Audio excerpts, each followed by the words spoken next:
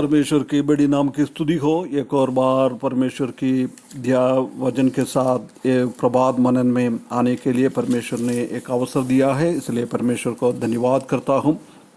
सबको प्रभु यीशु मसीह के मीठे और पवित्र नाम से जय मसीह की कहता हूँ। पिछले दिनों हम उल्पत्ति की किताब 12वां अध्याय से हम कुछ ध्यान कर रहा है। उसी का 6वें पद तक हमने ध्यान दिया था। आज हम 7 और 8वें पद में हम थोड़ा जाए। उल्पत्ति की किताब 12वां अध्याय उसका 7वें पद में ऐसा लिखा है, तब यहोवा ने अब्राहम को दर्शन देकर कहा, एक देश में तेरे वंश को दूंगा। देख, इधर परमेश्वर ने इब्राहिम को दर्शन दिया है। कई कई लोगों को हम देख सकता है कि परमेश्वर का दर्शन देखा हुआ कई लोगों को हम परमेश्वर का वचन में देख सकता है। उसमें से एक है अब्राहम। परमेश्वर ने उनके सामने आकर दर्शन करते हुए बोल रहा है, मैंने तुमको दिखाऊंगा, ऐसा बोल के एक जगह के लिए मैंने तुमको बाहर कर दिया हारान से। उस जगह में तुम अभी आया है, ये कनान देश में तुम्हारे जनों को, तुम्हारा बच्चों लोगों को, तुम्हारा वंश को मैं दे दूंगा। देख, तेरा अब्राहम का सिर्फ नहीं, उसी का बच्चों को भी अलग अलग अनेक पीढ़ी तक के लिए भी परमेश्वर चिंता कर रहा है। उसी के लिए अब्राहम ने सोचा होगा, मैं ऐसी छोड़ के आया है, मेरा बच्चा लोग क्या करेगा, परंतु मैं क्या करूंगा।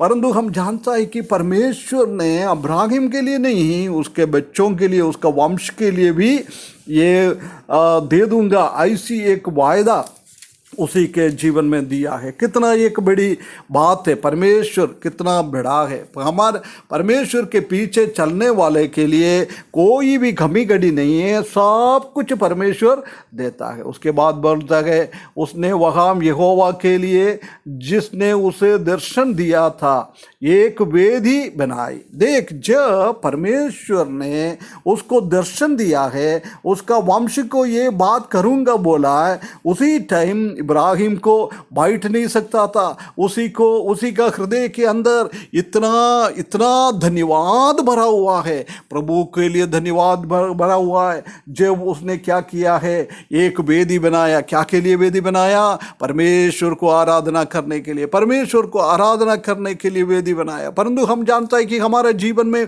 परमेश्वर ने कितना कितना आशीष देता है। हमारा उद्धार उसने कर दिया है, स्वर्ग की बारिश हमको बनाया है, रोज हमको श्वास करने के लिए ऑक्सीजन देता है, पीने के लिए पानी देता है, पहनने के लिए कपड़ा देता है, रहने के लिए मकान देता है, सब कुछ देता है। परंतु हम क्या करता है, परमेश्वर को कभी भी हम हमारे हृदय के अंदर से हम धन्यवाद नहीं करता है। परंतु ये हमारा कर्तव्य होना चाहिए, जब परमेश्वर के एक एक उपकारों को याद करते हुए उसी को धन्य करना, उसी को आराधना करना, उसी को महिमा करना, ये बहुत जरूरी है। अब्राहम का जीवन में वही हम देख सकता है। उसके बाद 8वें पद में हम देख सकता है कि फिर वहाँ से आगे बढ़कर वह उस पहाड़ पर आया तो बेथेल के और पूर्व की ओर है, और अपना तंबू उस स्थान में खड़ा किया। उसके पश्चिम की ओर तो बेथेल और पूर्व की ओर आई है। देख, वहाँ भी उसने यहोवा के लिए एक वेदी बनाया और यहोवा से प्रार्थना की। देख, कितना एक बहुत बड़ी बात। उधर भी हम देख सकता है कि एक अच्छा जगह में बेथेल की ओर जा रखा है। बेथेल क्या है, क्या दर्शाता है, उसी का मतलब क्या है, परमेश्वर का भवन है।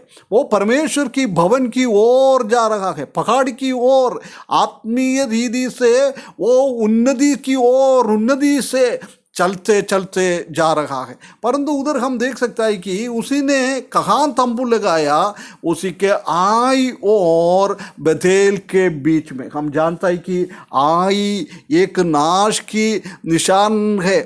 हम देख सकता है कि आई में बहुत तकलीफ उन लोगों को आया है, आखान को मारा है। आई दुनिया को दर्शाता है, श्राप को दिखाता है, परंतु बेथेल परमेश्वर का भवन है, आशीष को दिखाता है।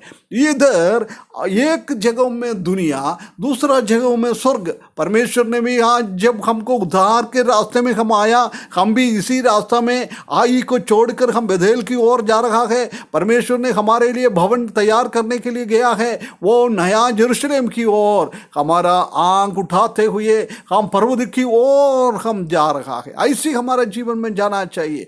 प्रिय भाइयों बहनों, हमारा यात्रा कैसा है? हम आई की ओर जा रहे हैं क्या? हम बेथेल की ओर जा रहे हैं क्या? हमारा दर्शन आई है क्या? हमारा दर्शन बेथेल की ओर है क्या? हमारा दर्शन दुनिया की ओर है क्या? हमारा दर्शन स्वर्ग की ओर है क्या? ये दोनों बात हमको अच्छी तरह से समझकर इब्राहिम के जैसी हमारा जीवन आगे बढ़ाना है, आगे बढ़ाना। उधर भी हम देख सकते हैं कि उसने क्या किया है, उधर भी एक वेदी बनाया है परमेश्वर को आराधना करने के लिए। परमेश्वर को आराधना करने के लिए वेदी बनाया है, उधर भी उसने आराधना किया है, अन्य भाषा में आराधना किया बोला है, इधर प्रार्थना किया बोल रहा है। परमेश्वर के सामने उसने आराधना किया है, आराधना किया है। कितना एक बहुत बड़ी बात है, कितना एक अच्छी यात्रा है उनका। प्रिय भाइयों बहनों, आज भी हम मसीही यात्रा में है। हमारा यात्रा में भी हम किस किस जगहों में है जा रहा है, कैसे हमारा यात्रा कर रहा है, हमारा यात्रा का उद्देश्य कहाँ है, हम कहाँ हमारा फोकस रख रहा है, हमारा नजरिया कहाँ है, ये याद करना बहुत जरूरी है। अब्राहम के जीवन में अब्राहम कितनी अच्छी तरह से वो यात्रा में आगे बढ़ते जा रहा है। आई और बेथेल के बीच में, बेथेल की ओर देखते हुए उसने तंबू बनाया है। वो तंबू क्या दर्शाता है? हम इस दुनिया में परमानेंट नहीं है, स्थायी नहीं है, हम कुछ दिनों के लिए रहने वाला है, हम एक जगह से दूसरा जगह की ओर जाने वाला लोग है, उसी को दर्शाता है। इब्राहिम ने भी वो अच्छी तरह से समझता था, मैं इस दुनिया के लिए है नहीं है। इब्रानियों की किताब में हम देख सकते हैं कि अब्राहम ने वो ऊपर की ओर परमेश्वर की तरफ से बनने वाला वो स्थायी जगह की ओर देखते हुए उसने जीवन बिताया। इस वचन के द्वारा परमेश्वर हमको सहायता करे, हम भी ऐसी स्वर्ग की ओर हमारा नजरिया, हमारा नजर लगाते हुए जीवन, मसीह की जीवन बिताने के लिए परमेश्वर इस वचन के द्वारा हमको सहायता करे। उसकी बड़ी नाम की स्तुति हो।